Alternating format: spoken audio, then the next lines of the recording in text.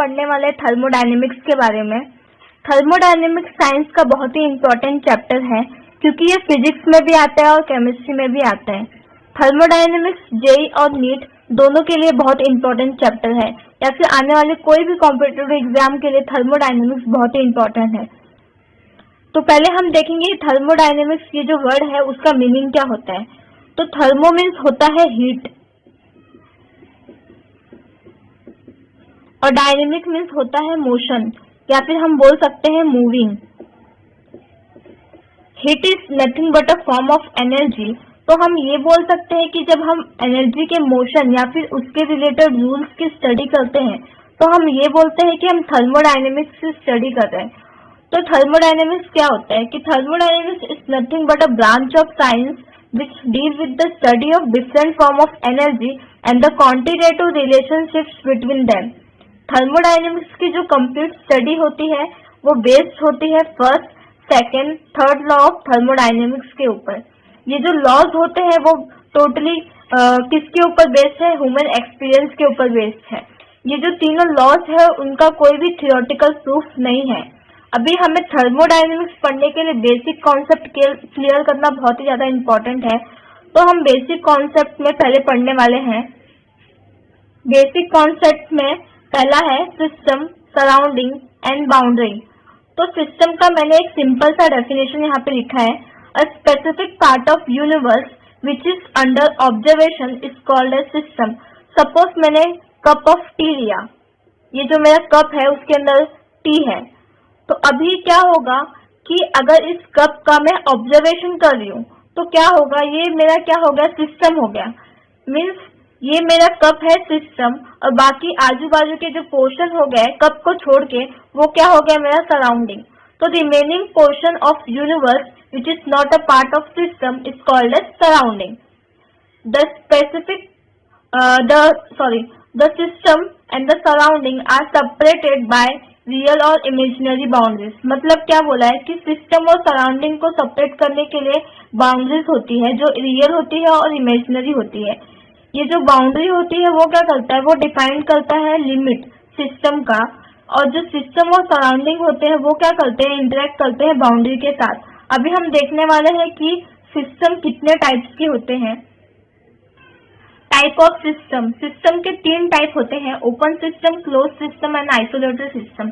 यहाँ पे मैंने एग्जांपल लिए हैं। तो यहाँ पे मैंने क्या लिया है? कप ऑफ टी लिया है जिसके अंदर क्या है? टी है। अभी क्या है कि जो ये मेरा चाय है, अभी क्या होगा? ये क्या करेगा? हीट एक्सचेंज करेगा सराउंडिंग के साथ।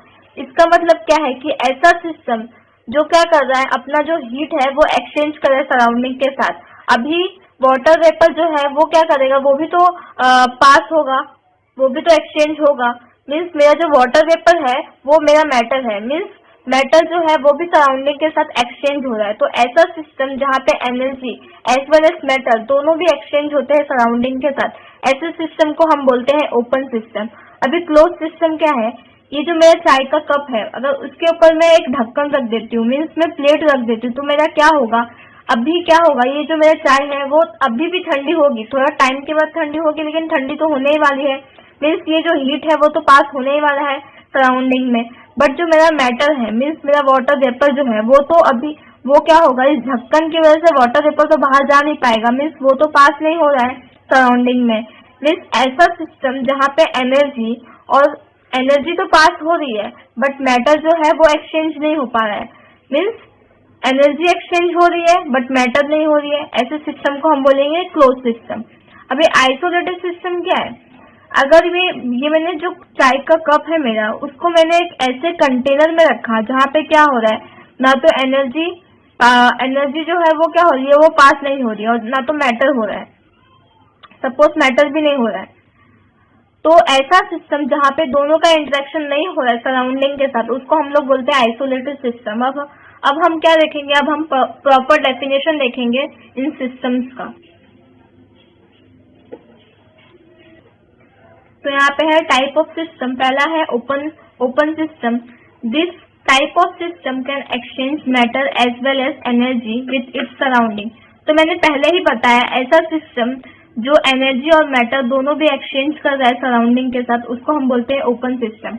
closed system, this type of system can exchange energy in the form of heat, work or radiation, but not matter with its surrounding.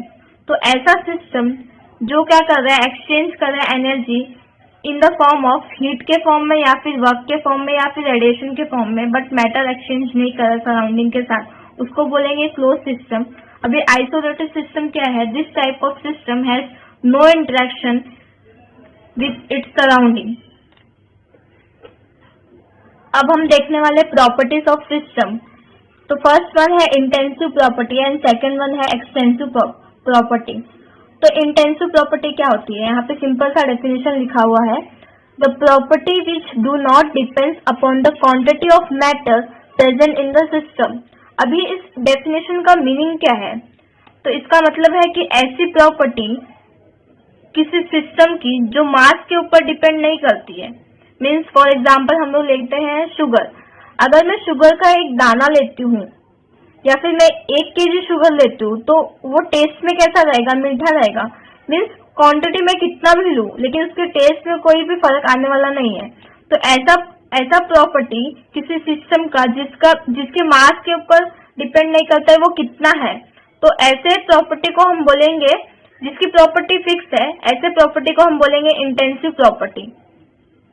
For example refractive index, density, temperature, pressure, specific heat, surface tension, melting point, boiling point, volume per mole, concentration etcetera.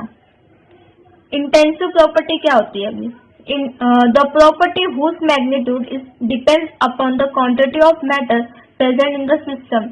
ऐसी property किसी system की जो मास के ऊपर depend करती है उसको हम लोग बोलते हैं extensive property. For example volume, internal energy, enthalpy, entropy etcetera. ये जो प्रॉपर्टीज होती है वो क्या होती है? एडिटिव होती है नेचर के साथ। और अगर हम किसी भी एक्सटेंसिव प्रॉपर्टी को एक्सप्रेस करते हैं पर मोल में या फिर पर ग्राम में, तो वो क्या हो जाती है? वो इंटेंसिव प्रॉपर्टी बन जाती है। तो ये हुआ प्रॉपर्टीज ऑफ सिस्टम। अब हम देखने वाले हैं कि स्टेट ऑफ सिस्टम क्या होता है और स्टेट वेरिएबल क्या होता है। State of the system and state variable. अभी ये जो स्टेट होता है, स्टेट का मतलब क्या होता है? कंडीशन। स्टेट वर्ड का मतलब होता है condition. So state of A system is nothing but a condition of A system. System किस कंडीशन में है वो। अब हम ये जो स्टेट होता है उसको बताने के लिए जो हम पैरामीटर यूज करते हैं ना, उसको हम क्या बोलते हैं? State variable. जैसे कि सपोज हमारा सिस्टम जो है वो आइडियल गैस है। आइडियल गैस सिस्टम क्या है? आइडियल गैस है। अब इस आइडियल गैस को बताने के लिए जिस पैरामीटर का हम लोग यूज करते हैं या फिर यूज कर सकते हैं उसको हम लोग क्या बोलेंगे? State variable. जैसे हम आइडियल गैस के पैरामीटर को एक्सप्रेस करने के लिए क्या करते हैं? P, V, N, T. Pressure, volume, number of moles and temperature. ये जो 4 पैरामीटर है वो जो है वो सफिशिएंट है किसी गैस के स्टेट को बताने के लिए। तो मीन्स क्या हुआ कि किसी भी ऐसा पैरामीटर जो किसी स्टेट को डिफाइन करते हैं उसे हम कहते हैं स्टेट वेरिएबल। इसका डेफिनेशन कैसे है? The change in state of property depends only upon the initial and final state of system, but it is independent upon the manner in which the change has been brought about. Other word में हम लोग क्या बोल सकते हैं कि state property जो होती है, एग्जाम्पल दिए हुए हैं pressure, volume, temperature, enthalpy, entropy and free energy etcetera. तो ये हो गया state of the system and state variable.